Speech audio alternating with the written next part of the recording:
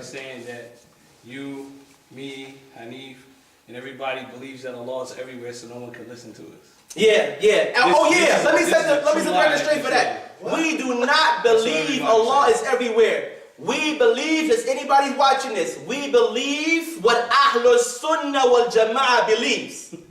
Allah exists not in a place. I even have a tape of Albani at home. Somebody asked me a question. He said, everybody rest assured Allah exists not in a place. This is what he said. But the difference is that they believe Allah exists in an uncreated place. They believe it's a such thing as a place that's not created and Allah Ta'ala physically is existing there. We don't say that. We really mean what we say. Allah exists not in a place. Allah has no placement because remember, places are not Allah and they're not a quality of Allah. Time is not Allah and is not a quality of Allah. The eternal thing is Allah and His qualities. And time and place are neither one. Therefore, Allah created them from non-existence and He's not inside of them. Period. In the story. Alhamdulillah. So we're going to finish this page, inshallah. No, I'm trying. Wallahi, I'm trying. Because some of us got to go. I want to go. I got to go too. You know what I mean? And I don't want to get my feelings into too much because I'm going to start putting some secrets out that's about to come out later. And I want things to come out, you know, in due time. You know what I mean? Like in sequence. So I don't want to give too many hints right now, inshallah. So then, yeah, you know, you gotta, you know, put things out at a certain time. A person can't put on the, you know, the knockout blow in the beginning of the fight. You know, you wait like the third, fourth round. You know what I mean? You don't do like come out with the hardest joint you got. You know what I mean? Yeah, you gotta, you know, you gotta take your time. No one's expecting it. You know, you get a bunch of weak joints, weak punches, pow, and it's like it's at the end of the story. You know what I'm saying? So alhamdulillah, well, we got that. So then we understand then what? That it's possible for Allah Ta'ala to give punishment. It's possible for Allah Ta'ala to give a reward, right? But when Allah Ta'ala gives is Allah Ta'ala's choice.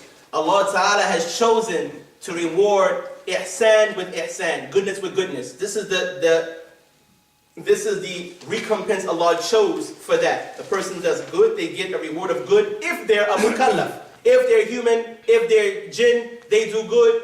Male or female, they do righteousness. While believing in Allah, of course, a condition, Allah Ta'ala will give them good in the hereafter to go in paradise, and Allah Ta'ala will forgive their sins and such like this.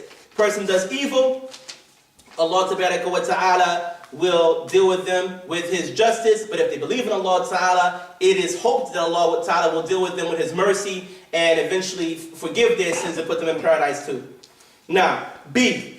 A person wishing for death. This is another jaiz nadari, another possibility that a person reaches the conclusion of after contemplation and reflection and deep thought. What is that saying? A person wishing for death. Why? Because this is not something that is understood by common sense alone. This concept is only comprehended after contemplation. To people of good health and well-being, which is al-afiyah, to those people of good health and well-being who have never tasted hardships that could be worse than death, nor have they acquainted themselves with tribulations and difficulties by way of imagination and reflection, it is simply understood that it is impossible that a person of sound intellect, an aqil, a person who is aqil, would wish death upon their self. A person who only knows the good life, comfort and ease, they can't imagine that a person would actually wish to die. Why would a person wish this person want to die? How could a person want to die? Many of us, I mean now, well, astaghfirullah, I mean it's crazy now. There's a lot of murder-suicides going on now. Father kill his children and his wife and kill himself. Like, how? What would lead a person to do something like that? That's unbelievable. Now, we knew what was going on in that person's mind, and the thoughts and craziness of what's going on, we might be closer to understanding. Maybe we wouldn't justify or agree with that crazy act, but we would be closer to understanding at least why that person did it. What led up to that? But of course, when everybody gets killed, you can't ask anybody, you know, what was going on right before it happened, because everybody's dead. But, you know, understanding, to some extent, having some clues, what was going on in your mind that made you that upset when you did something like that? So why would a person kill himself? I mean, what is that all about? Right? So then we have here people of good health, never went through hardships, never tasted hardships, never imagined or thought about hardships deeply. They would think that that's impossible. A person of sound intellect, an aqil, would wish for death, wish death on themselves.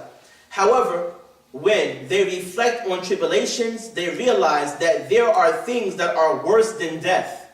Hence, they resolve that a person of sound intellect, a person who is aqil, wishing for death is not something necessary, which is wajib in this science, nor impossible, which is mustahil, but rather it is possible. Yasihhu wujuduhu, meaning its existence is probable, it can be, right?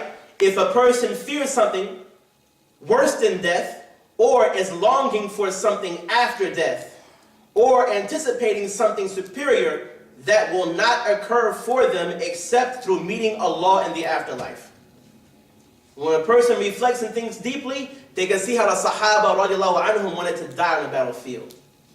Sa'd ibn Abi Waqqas alayhi radwanullah, and there was another companion with him. They both made dua to Allah subhanahu wa ta'ala. And Sa'd, you know, his dua was mustajab. He was mustajab al-da'wah, meaning his dua was accepted. The Prophet ﷺ had mentioned about him that his dua is accepted.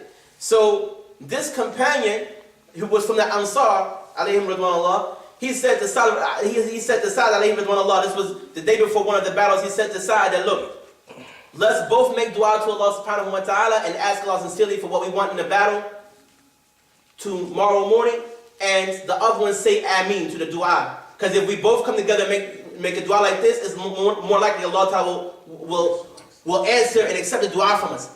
So he said, okay, so look at this dua that they made. Sa'd ibn Abi Waqqas radiallahu anhu, he's from the Muhajirin.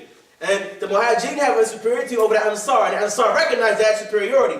So he said, Sa'd, you go first. Sa'd made dua to Allah subhanahu wa ta'ala. Oh Allah, tomorrow on the battlefield, let me meet the enemy, and let me face an enemy that is furious and fights hard, and have him to come at me with full force, and I'll come at him with full force. Then let me get the upper hand over him and kill him and defeat him. That companion said, Ameen. So Sa'd said, okay, your turn. He said, oh Allah, tomorrow on the battlefield, let me meet the enemy, and let me fight one of their hardest fighters, who is furious and fights hard, and have him to come at me with full force, and I'll come at him with full force. Then let him overpower me, and let him cut my ear and my nose off, and put them into a string. So you will say to me in the day of judgment, that what happened to your nose and your ear? So I'll say, oh Allah, I lost it fighting in your path. Sa'd said, Ameen. The next day, Sa'd radiallahu anhu said, that dua of that Ansari was better than my dua. I saw him on the battlefield martyred, and I saw his nose and his ear was in a thread. So we see, a person can wish for death, a person can want and long for death. If there is something so bad, so horrific in this world that they can't face it, they would rather die before they face it. Or there's something so beautiful, so superior in the hereafter that they want. And because of longing for that, they would love to face death if that's all it was between them and that thing. And just for our information, inshallah, there's a hadith that says, if a person reads Ayatul Kursi after the Salat, there's nothing between them and paradise except for death. So you get in the habit, I'm telling myself first, and everyone else, whoever's out there, whoever's in here, to read Ayatul Kursi after the Salats, inshallah, so that if you die between the two Salats, only thing between you and Jannah will be death. Now, so then, inshallah, to finish up this page, so then it says that it is possible if a person fears something worse than death, or is longing for something after death, or anticipating something superior, that will not occur for them except through meeting Allah in the afterlife.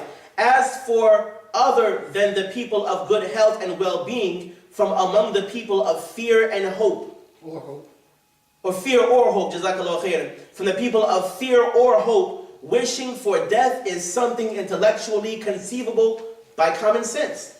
It does not necessitate contemplation or reflection as far as they are concerned. So people who have hope and fear, that they have hope for Allah Ta'ala's paradise, they have hope to meet Allah Subhanahu wa Ta'ala, it's not far-fetched for them to imagine somebody wanting to die. The average Muslim, inshallah, which is why people are so astonished about the Muslims, because of how we live our life and how death is not really such a big deal to us like that, what a lot of other people. You know what I'm saying? You pray 5 times a day, you kind of getting yourself ready for death. That's what that's all about. You know what I'm saying? You preparing yourself for death. That's why you make salat. That's why you wake up 4 in the morning, 5 in the morning and make salat to Allah subhanahu wa ta'ala every day. So you getting yourself ready for that death. It's like a person is sending funds for a house for them to be built on an island, and they know any day they may have to go to that island. But they're not really sweating it because they already is sending the funds to get that house built. Like my mansion is already there. I see pictures of my mansion. I know my mansion is getting built. I'm already, every day, I'm sending like $5,000 a day to that mansion. So I know when I get there, I'm going to be really enjoying this. I'm not really sweating. If they say you got to go today or tomorrow, if I'm getting banished to that island right there, I'm feeling that. Like I'm ready to go there because I've been invested in that island. I'm ready to go to that place. I'm not sweating it like that. A person who not going to a barren island by themselves, they don't have no house or nothing. They didn't prepare nothing over there. But of course they worried. They go over there, there's no food, there's no shelter, there's no nothing.